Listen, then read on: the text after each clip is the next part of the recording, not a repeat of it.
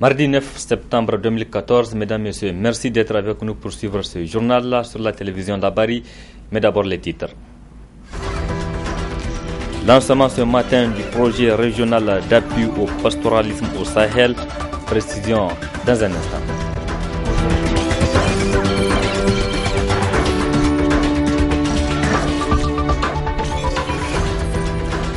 Signature ce matin d'une convention entre Orange Niger et Total Niger. Objectif permettre aux clients d'acheter les produits Total à travers Orange Money.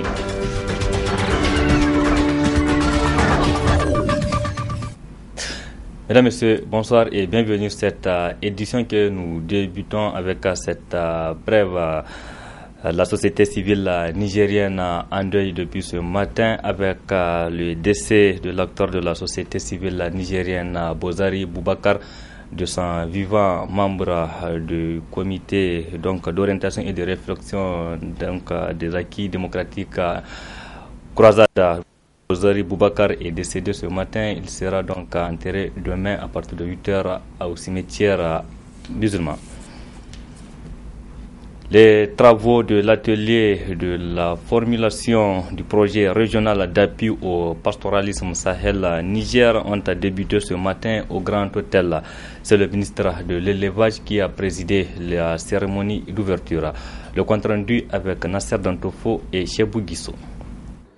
C'est un projet qui fait suite aux différentes réunions de la Task Force régionale sur le pastoralisme tenue à Ouaga et Nouakchott. Le projet régional d'appui au développement du pastoralisme au Sahel, qui a pour objectif d'améliorer l'accès à des moyens et services de production essentiels et au marché pour les pasteurs et agro-pasteurs dans les zones ciblées à travers 6 pays sahéliens dont le Niger. Au Niger, l'élevage est pratiqué par plus de 87% de la population rurale et 20% vivent exclusivement des activités pastorales qui se réalisent sur environ 62 millions d'hectares d'espace pâturage. Malheureusement, les politiques et les stratégies de développement des zones pastorales jusqu'ici mises en œuvre au cours de ces dernières années n'ont pas permis l'amorce d'un développement durable et endogène de ces zones. Aussi, au fil des ans, les capacités de résilience des sociétés pastorales sont mises à rude épreuve par des chocs climatiques récurrentes et leurs conséquences environnementales, économiques, sociales et politiques.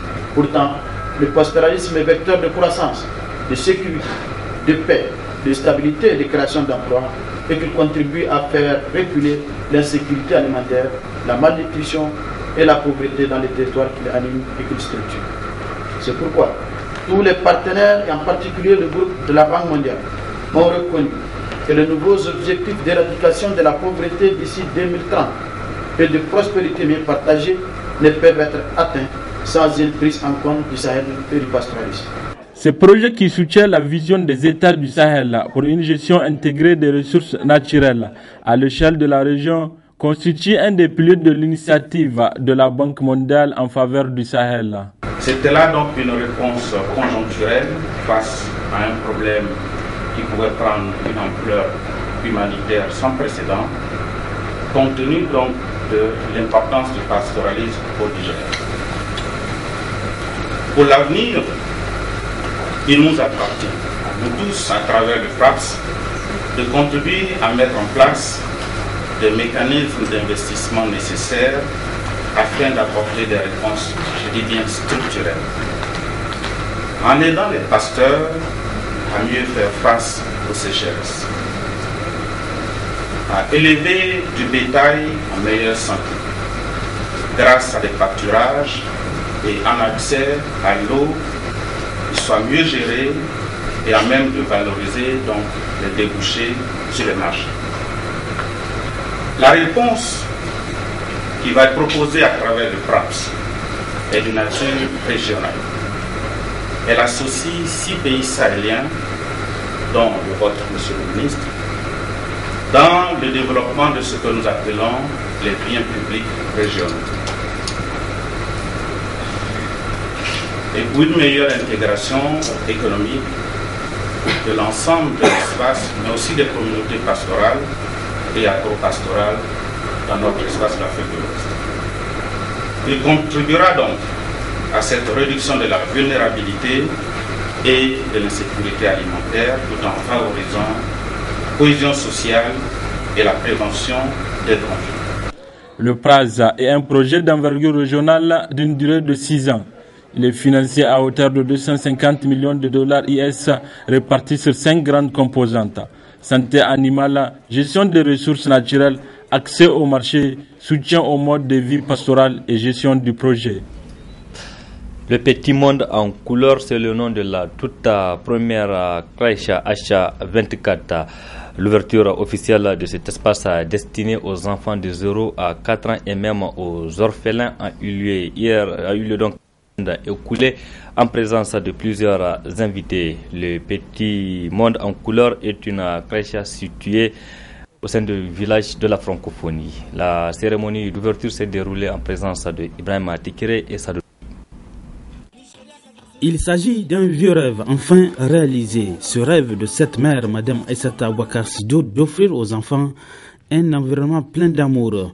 D'où la création de la toute première crèche H24, le Petit Monde en couleur, dont l'ouverture officielle de ses portes a eu lieu ce dimanche 7 septembre 2014. La crèche Le Petit Monde en couleur, dont vous nous faites l'honneur de témoigner, sa mise en route à partir de ce jour est un lieu d'accueil collectif destiné aux enfants de toute race, culture, nationalité, classe sociale, compris entre l'âge 0 à 4 ans. C'est un lieu d'amusement et de bien-être pour les enfants. Comme il l'aurait imaginé et en tant que parents souhaités pour nos enfants, constater l'or est déjà un environnement coloré, propre, sécurisé et adapté aux besoins des enfants. Nous assurons la sécurité des enfants à travers notre cadre de travail, notre personnel spécialisé ainsi que notre formule de travail en petits groupes où chaque enfant a toute l'affection portée à son éducatrice. À cela s'ajoutent des multiples dispositifs de suivi et de sécurité mis en place et accessibles par les parents.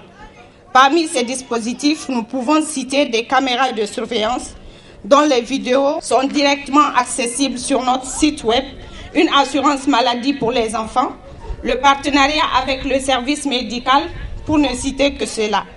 Situé dans le village de la francophonie à côté du commissariat, la crèche Le Petit Monde en couleur H24 a une particularité.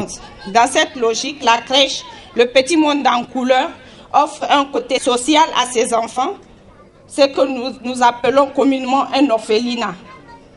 En effet, pour soutenir les enfants orphelins de mère à la naissance, notre crèche ouvre ses portes à ces derniers pour une période de 40 jours maxi.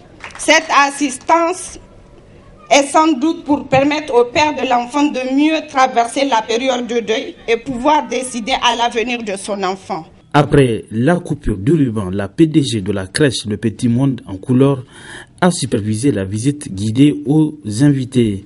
Tous ont été séduits par le cadre coloré, propre et sécurisé du Petit Monde en couleur. Je suis très émue par rapport à l'ouverture de la nouvelle crèche H24. C'est une bonne initiative, surtout pour les enfants. Et parfois, avec le travail, les parents ont du mal à avoir là où déposer les enfants. C'est une belle initiative, du moment où c'est une première quoi au Niger. Parce que c'est une crèche H24. Et vraiment, on soutient et on félicite Madame Aïssata d'avoir créé cette crèche. Je suis épatée. Je trouve que c'est une bonne idée qu'elle a eue. Surtout d'avoir pensé aux orphelins. C'est vraiment une première au Niger. Et vous avez vu, c'est joli. Les enfants sont là. Déjà, on sent qu'il y aura de l'ambiance. En créant la crèche H24, le Petit Monde en couleur, Madame Aïssata Boubacar Sido vise plusieurs objectifs, dont, entre autres, assurer le bien-être des enfants pendant l'absence de leurs parents, mais aussi favoriser le développement de l'enfant au niveau social, psychologique, linguistique et créatif. La toute première crèche H24, le Petit Monde en couleur, située dans le village de la francophonie, effectuera sa rentrée ce 1er octobre 2014.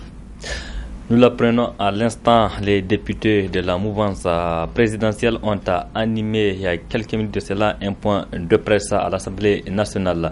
Objectif, apporter un démenti aux propos tenus par le président de l'Assemblée nationale, Hama Amadou, dans un entretien qu'il a accordé à Jeune Afrique. Nous y reviendrons plus en détail sur ce point de presse dans nos éditions de demain. Politique encore, le parti CDS Rahama a tenu du 7 au 8 septembre dernier son 7e congrès ordinaire au palais de congrès de Niamey. Un congrès convoqué par l'aile Abdou Labo qui a vu le du bureau du parti avec à sa tête Abdou Labo. Retour sur les différentes conclusions de ce congrès avec Adam Ousmane. Ces conclaves entre militantes et militants du Parti vert venant de 8 régions du pays marquent la fin du 7e congrès ordinaire du parti. Un congrès placé sous le signe de la réunification qui a permis aux participants de prendre d'importantes résolutions pour la bonne marche de la Convention démocratique et sociale, dont entre autres le renouvellement du bureau politique national. Le 7e congrès ordinaire du CDS Rahma, tenu les 7 et 8 septembre 2014 à Niamey, se félicite des résolutions des 8 délégations régionales CDS Rahma qui ont décidé de présenter la seule et unique candidature du camarade Abdou Labo au poste de président du parti CDS Rahma. En conséquence, le Congrès décide de porter le camarade Abdou Labo à la présidence du parti CDS Rahma, fait à Niamey le 8 septembre 2014, le Congrès. Résolution numéro 2. Le 7e congrès ordinaire du CDS Rahma, tenu les 7 et 8 septembre 2014 à Niamey, félicite et encourage son Excellence le Président de la République pour ses efforts inlassables pour améliorer les conditions de vie des populations nigériennes à travers son programme pour la renaissance du Niger, fait à Niamey le 8 septembre 2014, le Congrès. Résolution numéro 3. Le 7e congrès ordinaire du CDS Rahma, tenu les 7 et 8 septembre 2014 à Niamey, apporte son appui au programme de la MRN et réaffirme son appartenance à la mouvance pour la renaissance du Niger, fait à Niamey le 8 septembre 2014, le Congrès. Résolution numéro 4. Le 7e congrès ordinaire du CDS Rahma, tenu les 7 et 8 septembre 2014 à Niamey, et afin de redynamiser les organisations de masse affiliées au parti CDS Rahma, demande au bureau politique national, premièrement, de tout mettre en œuvre pour la tenue dans le plus bref délai des congrès de l'Association des cadres et travailleurs Rahma, ACTR, et de l'Association des opérateurs économiques Rahma, ASOER. Ces assises, il faut le souligner, ont ainsi permis au CDS Rahma de se mettre à l'abri d'une sanction du ministère de l'Intérieur et ouvre une nouvelle page dans la vie de ce parti qui fut à une époque récente une des plus grandes formations politiques du pays. Pour l'aile Maman Ousmane, ce qui s'est passé le 7 et 8 septembre dernier n'est qu'une simple réunion des dissidents du Parti vert et non un congrès du CDS Rahama. Ces personnes n'ont pas qualité à convoquer cette grande instance du parti selon Doudou Rahama. L'aile Maman Ousmane a déjà convoqué, donc attaqué ses travaux en justice, nous précise Doudou Rahama, membre du bureau politique du CDS Rahama. Je ne vois pas en quoi cette bande de prébandiers qui se sont réunis à Jado Sekou et puis au palais de congrès pour élire un prisonnier.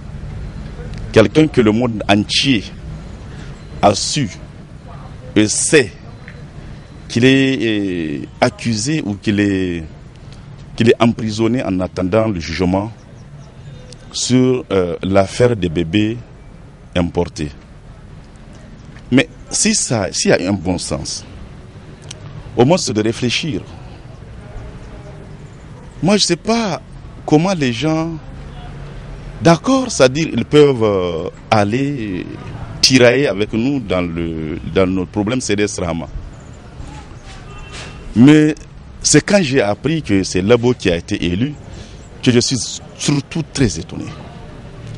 Cela prouve que, c'est-à-dire le mot que j'avais utilisé, cette bande de prébendiers, n'ont aucun principe, aucune orientation politique. Maintenant, parler au nom de CDS Rahama, le monsieur même qui a convoqué le congrès CDS Rahama, il n'a pas qualité. Il n'a pas qualité de convoquer le congrès CDS Rahama. Ils se sont réunis juste pour nous emmerder un peu, mais ça va finir, Inch'Allah. Ils sont, pour moi, dans notre opinion, ils sont dans l'illégalité. Parce que d'ailleurs, c'est des exclus. Ils sont exclus du parti CDS Rahama. Et celui donc qui est avec eux aujourd'hui, qui les soutient, il sait bien qu'ils sont exclus, qu'ils étaient exclus de CDS Rahama. En quoi des camarades dont nous étions restés en bon terme avec eux quand nous étions dans le parti CDS Rahama, en quoi est-ce que se moquaient même pas de nous, de ces Nigériens qui ont toujours respecté la loi et la justice de notre pays. Cette justice qu'ils disent que cette justice les a donné raison, cette justice s'est déclarée incompétente. Nous ne sommes pas surpris parce qu'ils ont le soutien du pouvoir actuel et même de M. Issoufou Mahamadou. Parce qu'il a juré sur le Coran, c'est lui le garant de l'unité nationale. Il a juré sur le Coran. Comme quoi, c'est lui le garant de notre loi fondamentale. Ce pays a besoin de la paix. Ce pays a besoin de son unité. Ce pays a besoin d'une cohésion. Une belle initiative Orange Niger et Total Niger décide de collaborer pour offrir un service de qualité aux clients. Ces deux entreprises ont signé ce mardi une convention de partenariat pour permettre aux clients d'effectuer leurs achats dans les stations et boutiques Total via Orange Money. Le compte rendu avec Memouna Daouda et Sadoudoumi. Cette convention qui a été signée entre Orange et Total Niger permettra d'élargir les gammes de produits de ces deux grandes entreprises. Dans son discours, le directeur général d'Orange Niger n'a pas manqué d'énumérer l'importance de ce partenariat entre son entreprise et Total. Ce partenariat entre Total et Orange permettra d'étendre le réseau de distribution d'Orange Money à l'ensemble des stations Total dans les 8 régions du Niger. Il permettra d'améliorer le service proposé aux clients de nos deux entreprises, tant en termes de proximité que de confort d'utilisation. Nos clients bénéficieront du réseau d'un professionnel de la distribution dont les stations sont accueillantes, modernes et ouvertes 7 jours sur 7 pour ouvrir un compte Orange Money, effectuer des opérations de dépôt et de retrait d'argent et réaliser des achats. Nous sommes fiers de présenter ce partenariat avec Total qui permet de créer des synergies entre deux grands groupes présents dans le monde entier, en particulier en Afrique et au Moyen-Orient. Cet accord va assurément donner une toute nouvelle envergure au réseau de distribution Orange Money et aux paiements marchands en général. Nous prévoyons de lancer très prochainement avec Total un système de bons de carburant dématérialisé grâce à notre service M-Carburant utilisant la même plateforme Orange Money. Je voudrais à ce stade remercier et féliciter vivement tous les techniciens de Total et d'Orange qui ont permis la réalisation de ces services. Désormais, nos clients ne viendront plus chez Total par hasard, mais ils viendront aussi parce que le paiement change avec Orange. La vie change avec Orange. Ce partenariat entre Orange et Total Niger, entrepris depuis 2013, offre plusieurs bénéfices aux clients de ces deux grandes entreprises de la place. En juillet 2013, les groupes Total et Orange ont signé un partenariat permettant aux clients d'Orange en Afrique et en Moyen-Orient, via Orange Money, d'utiliser leur téléphone portable comme moyen de paiement et d'accéder ainsi à des services de transfert d'argent et de règlement sur les stations-service de Total. Aujourd'hui, nous avons le plaisir de faire bénéficier nos clients d'une large palette de services. Ces principaux services sont le cash-in, donc c'est le chargement du téléphone avec des dépôts d'espèces, donc le cash out, le retrait d'argent, des paiements de factures, notamment les factures d'électricité, des achats de tickets de transport et puis le paiement marchand. Total Niger a une excellente réputation en termes de services et de proximité. Ce partenariat avec Orange Niger nous permet d'élargir encore notre gamme de produits et de services. C'est la preuve de notre capacité à anticiper les besoins des clients. Cette signature coïncide avec le 20e anniversaire de la marque Orange. Ainsi, chers clients, faites vos achats dans les stations et boutiques Total via Orange Money pour bénéficier de plusieurs offres dont ces gagnants du jeu rentrant dans la convention Orange et Total Niger. À l'international, la guerre contre l'épidémie Ebola, alors qu'on évoque de plus en plus de vaccins et de traitements expérimentaux, les pires contraintes se renforcent dans les pays les plus touchés, avertit l'OMS, l'Organisation mondiale de la santé. Et c'est notamment le cas au Libéria où la fièvre a fait plus de 1000 morts.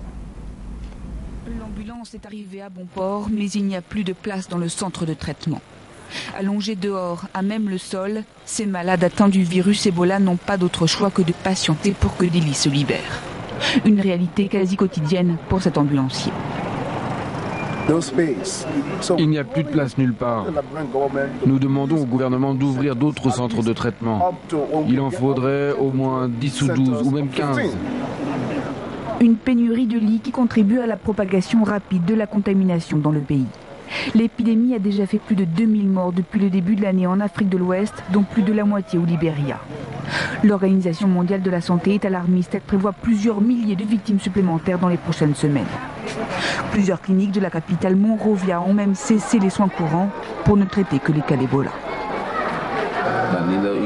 À part ce patient qui avait besoin d'une opération en urgence, nous ne pouvons plus vraiment répondre aux besoins du public. Les États-Unis ont annoncé qu'ils mobiliseront leurs moyens militaires pour lutter contre la propagation du virus, jugé hors de contrôle.